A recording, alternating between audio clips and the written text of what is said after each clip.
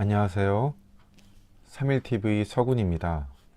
오늘은 법영궁 복음서 빛의 계시자 편을 방송하겠습니다. 법영궁 복음서를 안 읽어보신 분들을 위해서 오늘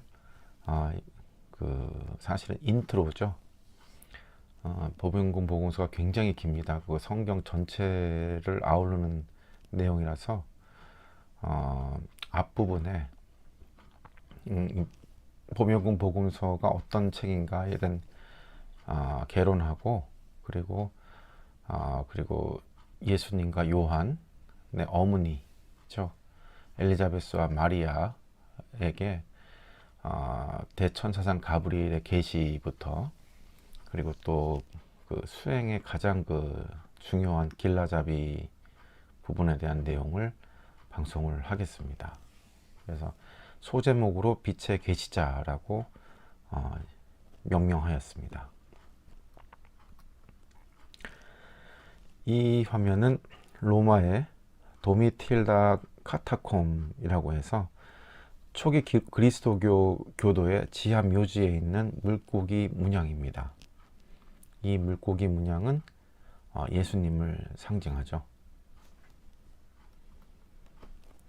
그리스도교 초기 명문 묘지석입니다. 여기서도 예수님의 상징인 그 물고기 두 마리 쌍어문을 볼 수가 있습니다. 최후의 만찬 6세기 초에 모자이크로 만들어져 있는 벽화인데 여기도 물고기 두 마리가 놓여져 있습니다.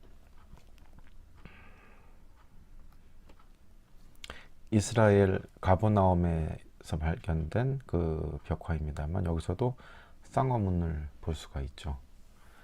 그런데 이 쌍어문은 우리 한민족의 상징이었고 우리나라의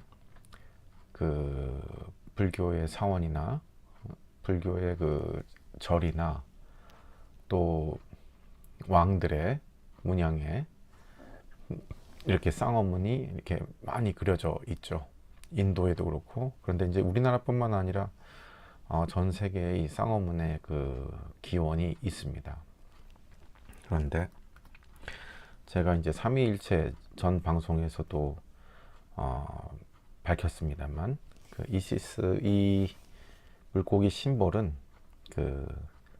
슈메르 민족의 단군, 살곤, 사르곤, 다곤의 상징이었습니다. 그러니까 슈메르의 왕이죠. 살곤, 단군의 상징이 바로 이 물고기 심볼이었습니다. 그래서 이 물고기 문양은 로마 카톨릭의 의식과 복장에도 그대로 남아 있음을 알 수가 있습니다. 그래서 이것은 초기 로마 시대 때 벽화인데 여기에는 우리 법륜 삼태극의 법륜과 예수님의 상징이 같이 이렇게 공존하고 있음을 알고 있고 자세한 내용은 삼위일체 방송에서 구체적으로 다루고 있으니까 참고해 주시면 감사하겠습니다. 이 책의 완전한 제목은 물고기 자리 시대의 그리스도 예수의 물병 자리 시대를 위한 복음서이다. 저자는 리바이 다울링 목사입니다. 여기서 이제 최초의 이야기를 배경을 본다면 우리의 태양과 그 주위를 도는 행성들은 수백만 마일 떨어져 있는 한 중심 태양을 중심으로 하여 대공전한다고 하는데 한 바퀴를 공전하는 데 걸리는 시간은 26,000원에 약 못 미친다고 한다. 중심 태양이 북극성이죠. 네. 이 궤도를 황도대라 부르며 그것은 12궁으로 나눠지는데 우리나라 12지시랑 같습니다. 각각의 이름은 양자리, 황소자리, 쌍둥이자리, 개자리, 사자자리, 처녀자리, 천칭자리, 전갈자리, 궁수자리, 염소자리, 물병자리, 물고기자리이다. 우리 태양계가 한 궁을 지나가는데 걸리는 시간은 2100년을 약간 넘는데 이 기간이 바로 한 시대나 하늘의 섭리를 나누는 기준이 된다. 그리고 천문학자들이 말하는 지축의 세차 운동이라는 것 때문에 우리 태양계가 12궁을 거쳐가는 순서는 위에 제시된 순서에 반대가 된다는 거죠. 그러니까 물고기 자리 다음에 물병 자리가 되는 거죠. 물병 자리 다음에 염소 자리가 되고, 아브라함이 살았던 시기는 우리 태양계가 양궁에 들어서며 양자리 시대가 열린 지 얼마 지나지 않은 시기라는 것이다. 로마 제국이 일어날 무렵 태양계는 물고기 궁에 들어서서 물고기 자리 시대가 열렸으며 이 시대의 초창기에 나사렛 예수가 살았다고 합니다.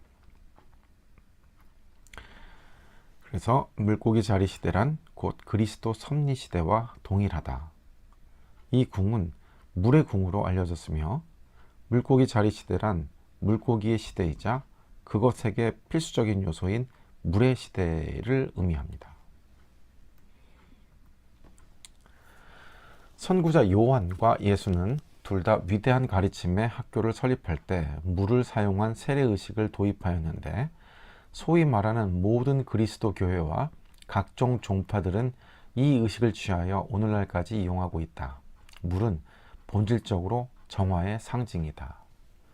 가톨릭에도 성수가 있죠. 그리고 불교나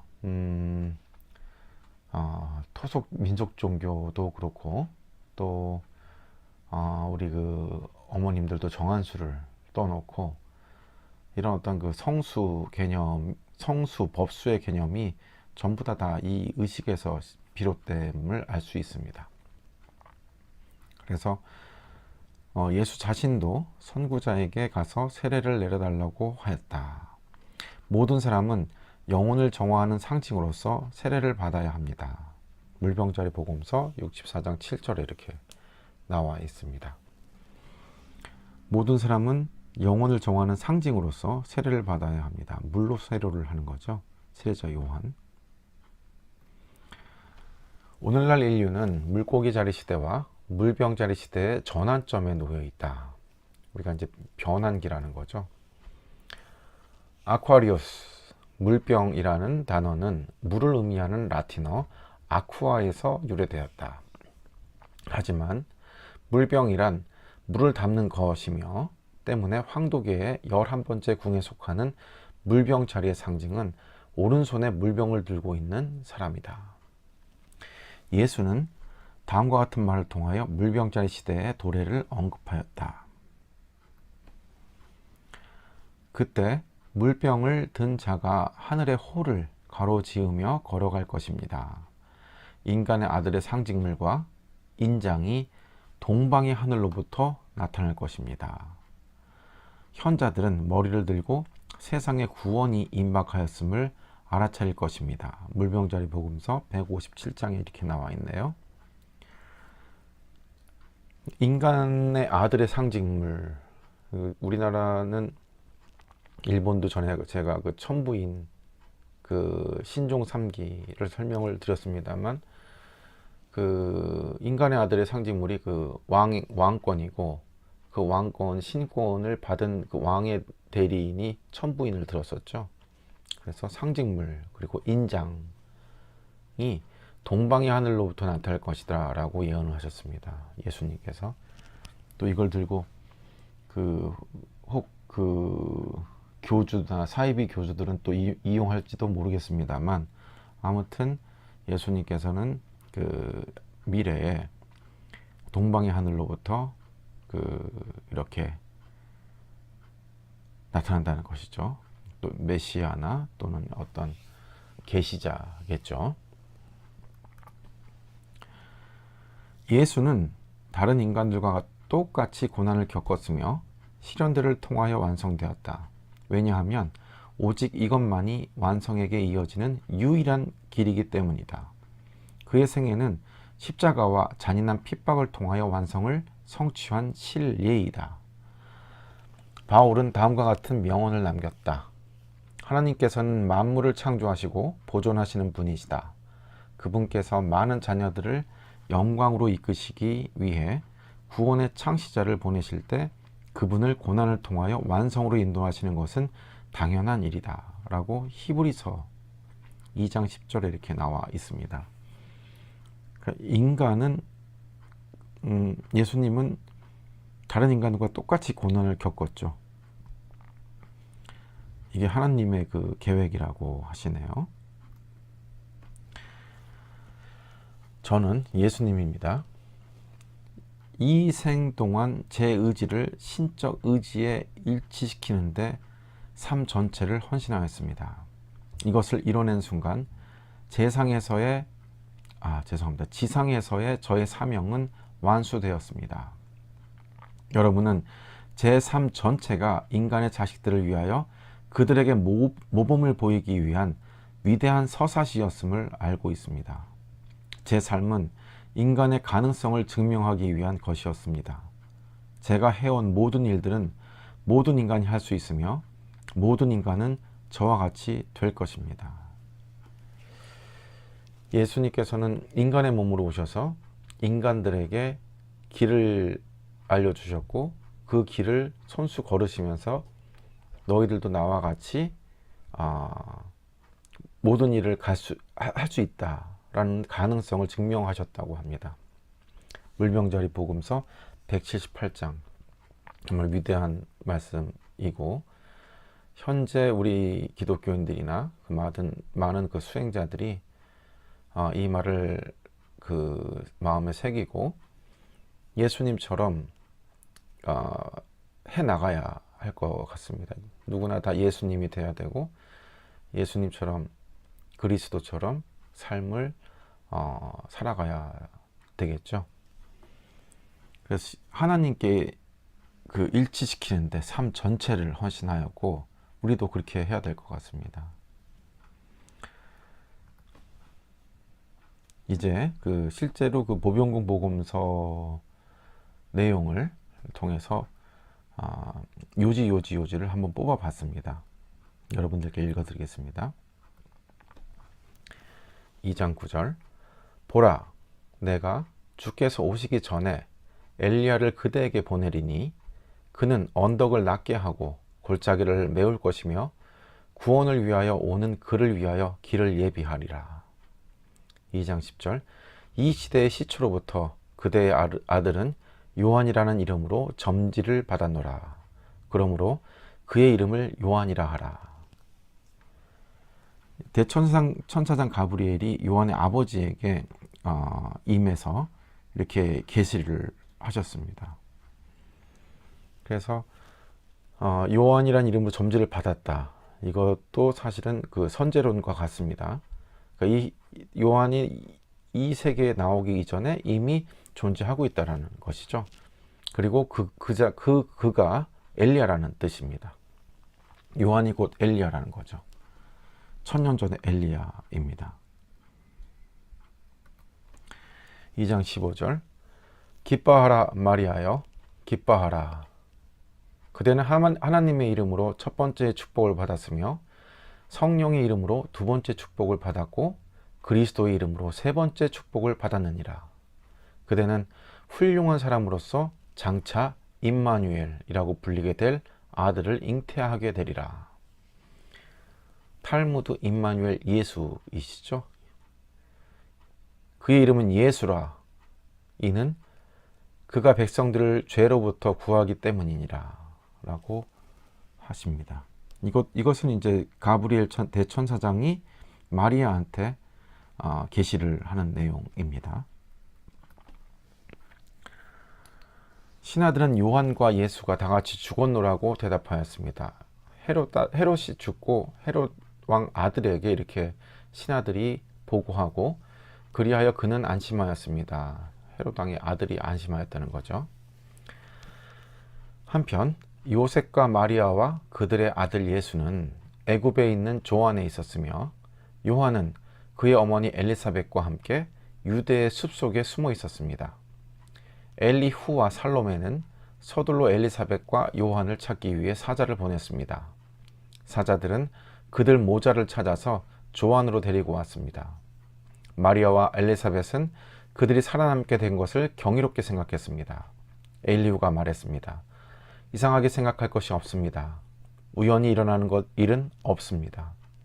하늘의 율법이 일체의 사건을 지배합니다. 오랜 옛날부터 그대들은 우리와 함께하여 이 신성한 학교에서 교육을 받도록 미리 정해져 있었습니다. 엘리후와 살로메는 마리아와 엘리사벳을 그들이 항상 교육하는 장소로 쓰고 있는 근처의 성스러운 숲속으로 데리고 갔습니다. 그러니까 이제 엘리후와 살로메가 예비가 되어 있고, 그리고 또 요한과 예수의 어머니들이죠. 마리아와 엘리사벳을 교육하기 위해서 성스러운 숲속으로 데리고 간 내용입니다. 이 보병금 복음서는 그 성경에서 끊어진 맥들을 잇는, 그러니까 이제 외경으로 불려져 있던 예수님의 생애라든가, 또는 그 예지록스 복음이라든가, 토마스 복음이라든가, 또 막달라 마리아 복음서라든가, 이런 것들, 그리고 또 18살 때부터 30살 때까지 행적이 없었던 내용들을 아주 구체적으로 서술을 하고 있습니다. 그래서 그런 면에서는 그 성경의 비하인드 스토리 또는 숨겨져 있는 이런 얘기들을 확인할 수가 있는 성경이죠. 네, 그래서 외경으로 분류가 됐습니다. 이 진실을 알리고 싶지 않은 분들한테는 아주 껄끄러운 그 경전이 될 수 있죠. 7장 13절에 한 시대가 지나갔습니다. 다음 시대로 통하는 문이 활짝 열리어 시간의 도스가 돌아 닿는 대로 새로운 기틀이 열립니다. 이는 영혼의 준비 시대이며 화육한 신인 임마누엘 왕국의 시대입니다. 그렇죠. 그러니까 도수라고 합니다. 한 시대가 지나간 것은 이전의 그 시간이겠죠. 이전의 시간이 지나가고 새로운 시대가 열리는데, 그게 이제 물고기 시대이고, 화육, 그러니까 육신으로 오셨다는 얘기죠. 신인, 그러니까 천사장 이상의 또 불교에서 얘기한 보살이라든가 어떤 다른 천상계의 그런 그 신들의 모습이죠. 그 임마누엘 예수가 인간으로, 육신으로 그 화신했다, 이런 얘기겠죠. 7장 15절, 그들이 일으켜야 할 과업은 위대한 것입니다. 육의 인간은 빛을 구하지 않고 어둠을 사랑하여 빛이 어둠을 비추어도 그들은 이를 깨닫지 못합니다. 대부분의 그 육신을 갖고 있는 인간은 그 성스러운 빛을, 그러니까 성인의 그 혈통이죠. 범부의 혈통에서 성스러운 성인의 혈통으로 거듭나야 하는데, 빛을 구하지 않고 여기서 잘 먹고 잘 사는, 그러니까 호의호식하고 이런 것만 추구하는 거죠. 탐욕과 그걸 위해서 그 성내고 싸우는 것도 마다하지 않고 탐욕을 취하기 위해서 전쟁을 일으키고 남을 죽이고 빼앗고 하는 그런 그 인간의 모습을 얘기하신 겁니다. 그러니까 이 땅에서 인간들은 영원히 살 줄 알고 그렇게 돈과 명예와 권력을 추구하는 것이겠죠. 그런 것을 경계한 내용입니다. 그래서 사실은 이 순간도 과거로 지나가고 현재라고 탁 치는 이 소리도 과거로 지나갈 뿐입니다. 한번 흘러간 과거는 돌이킬 수가 없죠. 그리고 현재라고 하는 이 순간도 과거가 될 뿐이죠. 그럼 과거도 현재도 없고 과거도 없습니다. 가지고 올 수가 없으니까요. 그럼 미래는 가지고 올 수 있을까요? 다가올 미래, 1시간 후의 미래도 다가오는 이 순간에 찰나가 되면서 흘러갈 뿐이고, 100년 후, 1000년 후의 미래는 가지고 올 수가 없죠. 그래서 이제 그 불교에서는 이 세상은 허상이다고 했고, 장자는 잘 놀다 갈 뿐이다 라고 얘기를 했습니다. 그래서 사실은 이 현재 눈에 보이는 이 세상에 끄달리거나 집착하지 말아야 된다라는 것이겠죠. 그럼에도 불구하고 사람들은 탐욕을 채우기 위해서, 육신을 채우기 위해서 영혼을 파는, 악마에게 그 영혼을 파는 그런 행위를 하고 있습니다. 그래서 이제 어둠을 사랑한다는 얘기는 거짓말을 하고 남의 것을 빼앗고 훔치고 이런 그 사람들을 죽이고 인신매매하고 이렇게 남의 영들을 타락시키고 교주가 돼서 잘못된 길로 인도하고 자신의 육신을 채워서 남의 영들을 팔고 있죠. 7장 16절 보면은 우리는 이들 아들들을 빛의 계시자라고 부릅니다. 그렇죠. 이렇게 그 예수님의 가르침을 따라서 성스럽게 살려고 하는 그런 분들을 빛의 계시자라고 부릅니다. 그들이 빛을 내어 비칠 수 있는 계시자가 되기 전에 우선 자기 스스로가 빛을 가져야만 합니다. 이게 완전한 그 성경에 이제 빛 가운데 서라 이런 얘기랑 같은 얘기인데 불교에서는 이제 성스러운 니미타를 떠올리는 것이겠죠. 사람이 성인의 반열에 들어가는 그 계기가 과정이 사마타 수행을 하거나 윗바사나 수행을 하거나 기도를 통해서 유교에서 공자님이 얘기하는 지어지선을 이루면 지극하고 지극한 선에 머무르는 마음을 24시간 동안 유지하게 되면은 사람이 성스러워집니다. 그러니까 기도할 때의 그 마음이 눈을 뜨고 생활할 때도 유지가 되는 것이겠죠. 그렇게 되면은 불교에서 얘기하는 그 이마에 니미타가 상단전에 천목에 해인에 해안에 떠오르게 됩니다. 그 니미타는 빛이고 사람이 사랑을 채우고 남을 위한 호생지덕을 갖게 되면은 성스러워지면서 그 표시가 니미타라는 빛으로 떠오르게 됩니다. 눈을 감아도 떠도 떠오르죠. 그래서 그 빛이 점점 커지고 화이트 홀처럼 사람이 기도를 하고 남을 위해서 중보 기도를 열심히 하거나 하면은 이 우주의 성스러운 빛이 계속 모이게 돼서 빛을 가질 수가 있죠. 근데 이게 예수님은 벌써 이 그 불교의 수행법도 알고 있으셨고 공자님이 얘기한 방법도 똑같이 이렇게 다 얘기를 하십니다. 그러니까 사실은 이게 그 성인의 그 과정이고 수행자의 그 표시라고도 할 수 있습니다. 그래서 빛을 내어 비출 수 있는 계시자가 되기 전에 우선 자기 스스로가 빛을 가져야만 합니다. 그래서 기독교인들도 이 예수님의 가르침처럼 그 기도를 열심히 하시고 또 기도하는 때 그 성스러운 마음이 눈을 떠서도 유지가 될 수 있고 그 교회에 가서만 회개하고 반성하고 하는 것이 아니라 교회에 가기 전에 일주일 내내 6일 동안 죄 짓고 일요일 가서 회개하고 반성하고 또 다시 6일 동안 죄 짓고 또 다시 회개하고 반성하고 그건 제로섬 게임입니다.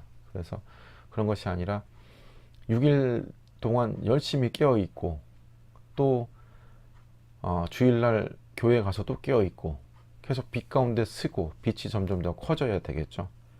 그럼 이런 예수님께서 이런 그 가르침을 알려주셨습니다. 7장 18절에 보면은 하나님과 인간은 본시 하나였으나 세속적인 사상과 말과 행동으로 인하여 인간은 스스로 하나님으로부터 멀리 떨어져 나가 천박한 존재로 전락했음을 그들에게 가르치시기 바랍니다. 그러니까 이건 지금까지 내용은 엘리사벳과 그 마리아 즉 요한과 예수님의 어머니들한테 이렇게 알려준 내용들이죠. 7장 27절 보면 빛을 보고 빛 속으로 걸어가 빛이 될 것입니다. 뭐 사실은 제가 빛의 계시라고 얘기한 것은 범부의 혈통에서 성인의 혈통으로 바뀌어지는 갈아타는 것이 이 빛입니다. 네. 그래서 실은 그 차크라도 빨주노초파나 맨 아래 파장이 이제 뭐 적외선 자외선도 그런 것처럼 우리가 그 회음부에 있는 부분이 차크라가 붉은색을 띠고 맨 윗부분이 보라색을 띠죠. 그 보라색은 빛의 파동과 일치된다는 걸 전에도 말씀드렸고, 그래서 수행을 열심히 하고 사람이 성스러워지고 선해지면, 선을 계속 유지할 수 있는 능력이 강해지면 이 빛이 항상 따라가게 되는 거고, 그런 성인들의 그 모습은 부처님도 그렇고 이마에 그 밝은 그 빛 보석이 박혀 있고, 또 두 분 다 뒤에 물론 소크라테스도 마찬가지입니다. 그림을 그릴 때 항상 광배가 밝은 빛이 오로라가 이렇게 그려져 있는 걸 알 수가 있습니다. 이렇게 빛이 된다면 그리하여 인간은 또다시 하나님과 일체가 되는 것입니다. 라고 하였습니다. 사실은 24시간 기도할 때랑 똑같이 사랑하고 넘치고 남을 편안하게 하고 남을 해치지 아니하고 사람들이 나와 같이 여겨지는 그런 순간이 이 하나님과 일치가 되는 그런 순간이겠죠. 하나님께서는 무차별하게 어떤 범죄자한테도 공기를 주시고 이 태양을 주시고 많은 먹을 것과 기회를, 이 우주를 인간의 깨달음을 위해서 이렇게 만들어 놓으셨습니다. 무차별적인 사랑이죠. 8장 6절을 보면 높은 자아는 인간의 영혼이 넋의 옷을 걸치고 하나님의 형상대로 만들어진 것입니다. 그러니까 성스러운 자들이겠죠. 사랑이 넘치고 이 세상을 이롭게 하고 홍익인간하는 사람들은 하나님의 형상대로 만들어진 것이고, 낮은 자아란 육의 자아인 사람들이죠. 욕심의 몸으로 높은 자아의 반영이며 육신의 어두운 에테르에 의해 왜곡된 것입니다. 낮은 자아의 사람들은 어두운 육신을 갖고 있는 사람들이죠. 낮은 자아는 헛된 환영이므로 곧 사라져 없어질 것입니다. 이게 중요한 얘기입니다.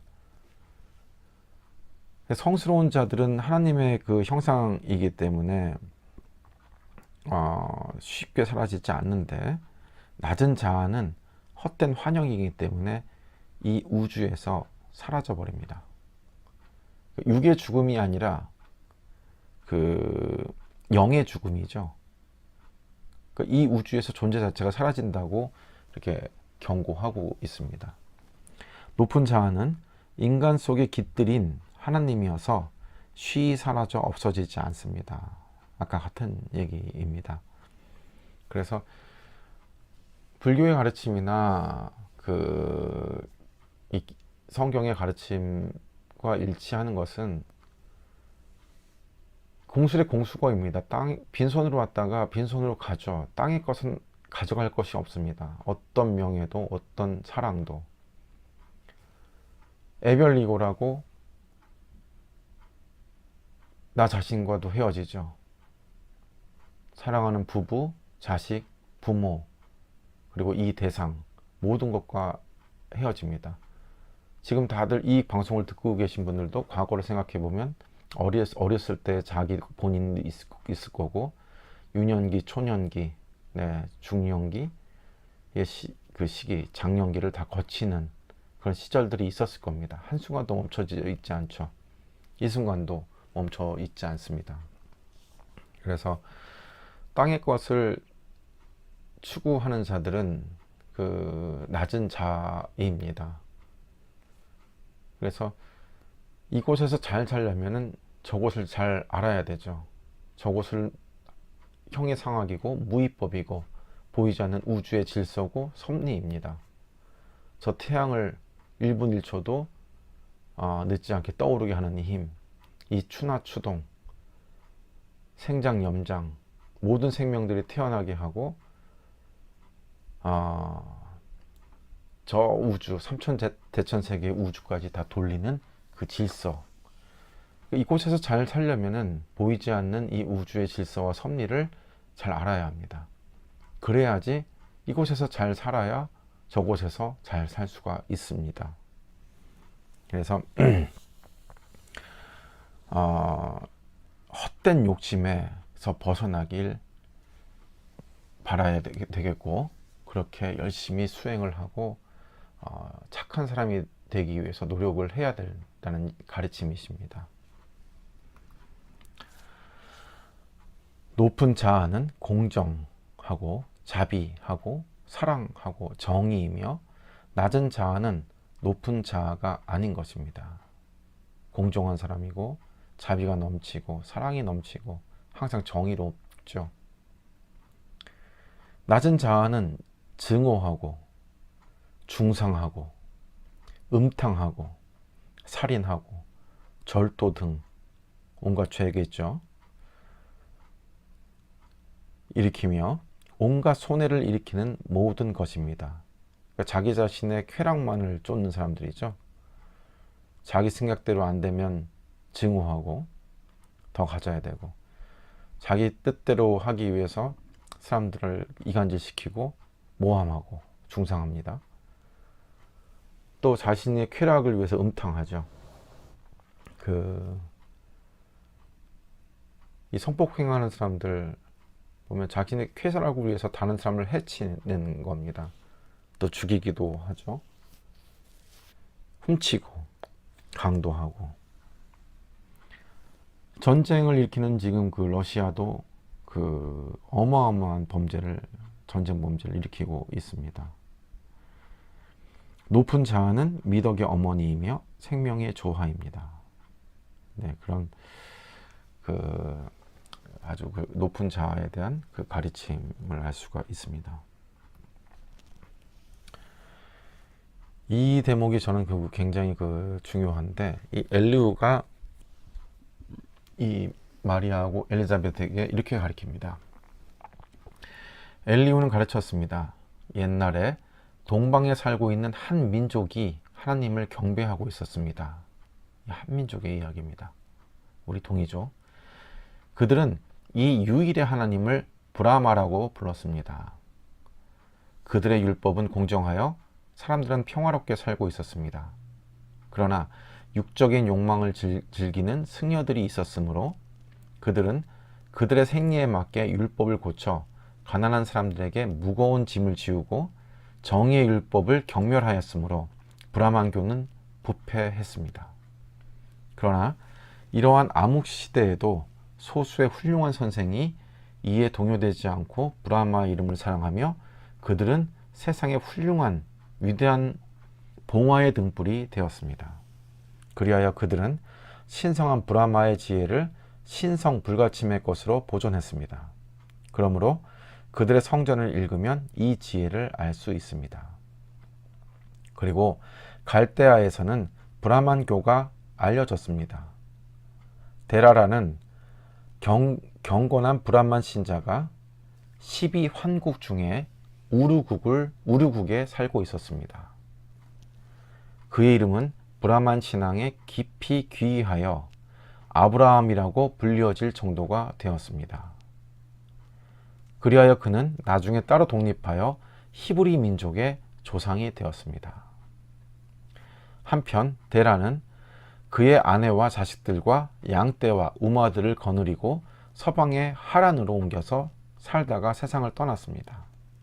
그곳에서 아브라함은 그의 친족들과 함께 양떼와 우마를 거느리고 더욱 서쪽으로 향해 길을 떠났습니다. 그리하여 그는 가나안 땅에 있는 모레의 상수리 나무 앞에 도착하여 천막을 치고 살았습니다. 기근이 전국을 휩쓸었으므로 아브라함은 그의 친족들과 양떼들과 우마들을 데리고 애굽으로 왔습니다. 이 한민족의 이야기가 그대로 이 보병군 복음서에 남아 있습니다. 그러니까 슈메르 그 문명이 우루가 저 우루국이 그 슈메르 문명의 도시 이름입니다. 우루가. 네, 거기서 그 동방에서 이들이 이동을 해 왔고 또 거기에 이제 아브라함이 이제 브라만 신앙의 그 우두머리셨고 그분이 이제 따로 독립해서 히브리 민족의 조상이 된 내용을 그대로 전하고 있습니다. 그러니까 이것은 그 제가 그 슈메르와 그 한민족 사상에 좀 고증을 했습니다. 제가 고증을 한 건 아니고 수많은 학자들의 그 증거들을 통해서 유물과 그다음에 언어, 그다음에 교차어, 그다음에 단어, 문법까지 완전히 동일함을 알 수가 있죠. 그래서 이제 그런 그 교차 검증을 통한 이야기하고 완전히 일치를 합니다. 그러니 그 외경이라고 해서 그냥 그 무시하고 터부시할 그런 내용이 아니죠. 11장 1절에 보면은 이게 이제 보면 그 불교에 대한 이야기가 또 여기서 나옵니다. 또다시 엘리후의 가르침이 계속되었습니다. 엘리후가 말하기를 인도의 승려들은 부패했으며 브라마는 거리거리에서 잊혀졌습니다. 또한 사람들의 권리는 먼지 속에 짓밟혔습니다. 그때 견성오도한 위대한 스승 부처가 나타났습니다. 세종께서는 일체의 부귀와 명예를 멀리하여 적막한 숲속과 동굴 속에서 명상을 하여 공자리를 뚫어 밝혀 축복을 받으셨습니다. 그는 보다 높은 생활의 복음을 설파하고 어떻게 인간을 명예롭게 하는지에 대해 가르쳤습니다.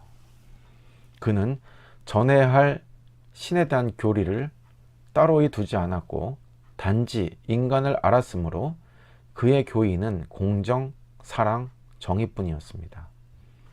부처님의 말씀은 인도의 성전에 기록되어 있습니다. 그들 가르침은 성령의 가르침의 일부이므로 주목하도록 하십시오. 예수님과 요한의 어머님들한테 그 부처님의 말씀도 성령의 가르침의 일부이다. 그래서 주목해서 알아둘 필요가 있다라고 말씀하신 내용입니다. 14장 22절 이제 바야흐로 한낮의 샛별이 하늘 높은 곳으로부터 빛나기 시작했다.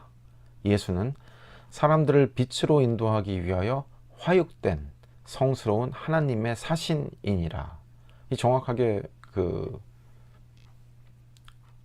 명제하셨습니다. 하나님이 아니죠. 하나님의 사신이시죠. 인간으로 그 화한. 이게 지금 현대 기독교인들은 예수님을 거의 하나님이라고 주님이라고 뭐 얘기하는데 성경에 보시면 예수님도 기도를 통해서 기적을 행하셨습니다. 그거를 아셔야겠죠. 여기서 정의 내린 게 성스러운 하나님의 사신이니라 라고 얘기하셨습니다. 그리고 그대 나의 사랑하는 제자 요한이여 그대는 앞으로 다가올 날을 위하여 선구자로서 소명을 받았느니라. 그 요한의 스승이 이렇게 얘기하신 겁니다. 세례자 요한에게 선구자로서의 소명을 알려준 거죠. 사람들이 씻어야만 하는 것을 가르치려면 영혼을 씻는 상징으로 자신의 몸을 먼저 씻어야만 하느니라. 그렇죠. 그러니까 이 세례라는 것은 영혼을 씻는 상징입니다. 어떤 행위가.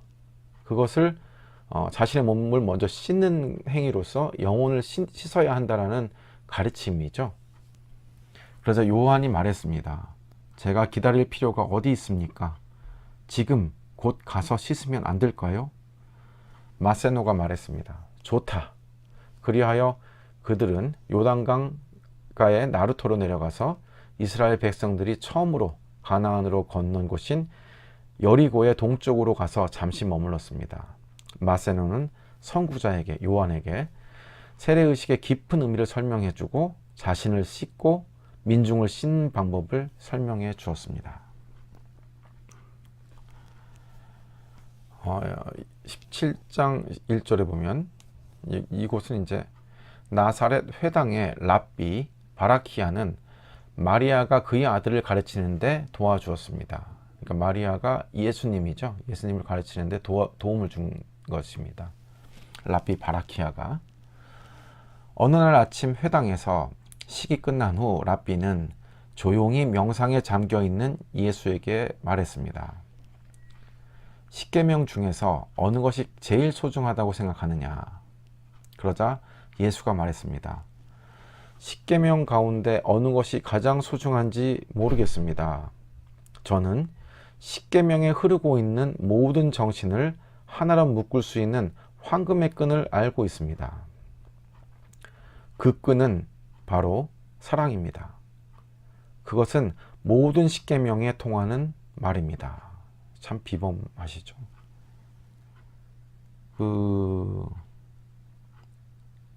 우문인데 현답을 한 겁니다. 십계명 중에서 뭐가 제일 소중하냐고 물어보니까 십계명이 어느 게 소중한지 모르겠다. 그러나 그 십계명이 십계명 전체에 흐르는 그것을 하나로 엮는 그것이 바로 사랑이다 라고 일깨워줍니다. 그 랍비에게. 어린 예수가 말입니다. 저녁 나절이 되어 예수와 어머니가 단둘이 남게 되자 예수가 말했습니다. 랍비께서는 하나님이 사람을 취급하시는데 불공평하시게도 유대 사람을 마음에 드셔 하는 것 같고 어떠한 다른 사람보다도 유대 사람을 축복받은 민족이라고 생각하는 듯 합니다. 저는 하나님께서 어떻게 특정한 사람을 좋아하시면서도 공정하다고 말할 수 있는지 모르겠습니다. 사마리아 사람, 히랍 사람, 로마 사람도 유대인과 마찬가지로 신성한 하나님의 자녀들이 아니겠어요? 유대인들은 그들 스스로 벽을 쌓아 서로 다른 측면을 보지 못하는 것 같습니다. 이 부분이 어마어마합니다. 그러니까 이 부분 예수님 어렸을 때부터도 달랐어요. 랍비는 유대인만이 선민 사상이고 이게 어떻게 보면 그 마르키온 성경을 쓴 마르키온의 생각과도 같죠. 어떻게 이교도의 성읍을 공격을 하고 구약이 보면은 거기에는 남녀노소를 다 죽이고 살아있는 생명인 가축들까지 다 죽이라 라고 이제 나옵니다. 이교도들에 대해서. 그 부분에 대한 내용하고 반하는 거랑 똑같죠. 어떻게 불공평하시게 유대 사람만 좋아하냐? 이건 말이 안 된다라는 거죠. 전지전능한 하나님이 천지를 창조한 모든 피조물, 이 생명체, 인간에 대한 차별이 있을 수 없다라는 것을 말씀하신 겁니다.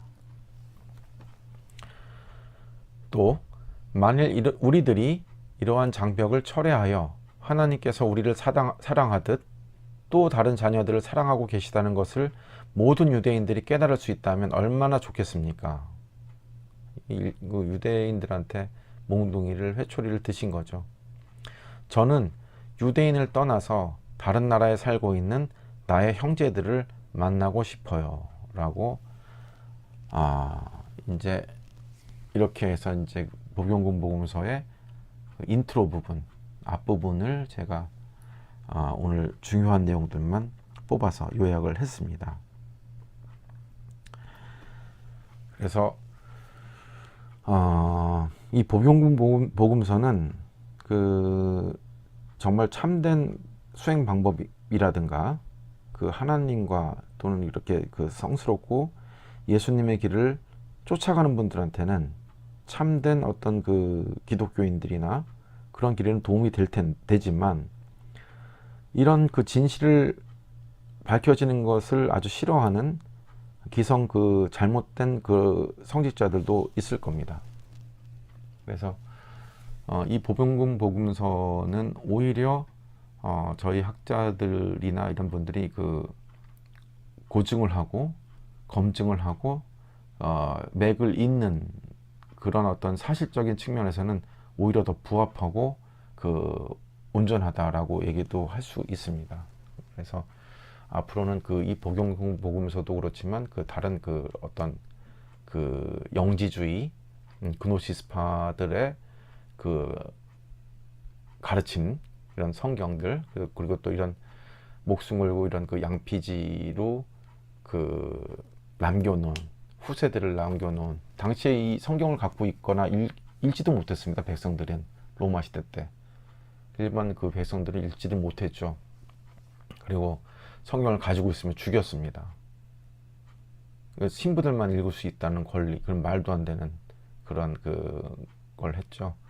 그리고 한 글자를 더하거나 빼면 안 된다고 얘기를 했지만 정작 그 성경을 조작하고 그 왜곡한 사람들은 로마 그 사람들이었습니다.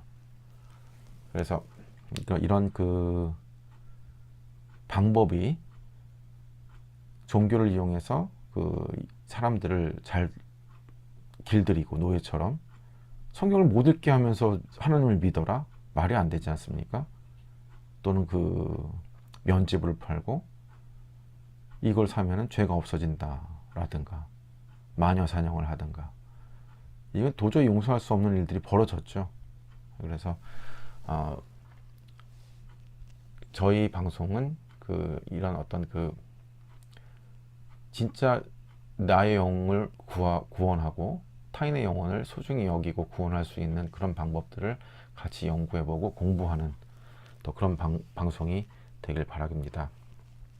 오늘도 저희 방송 들어주셔서 감사드립니다.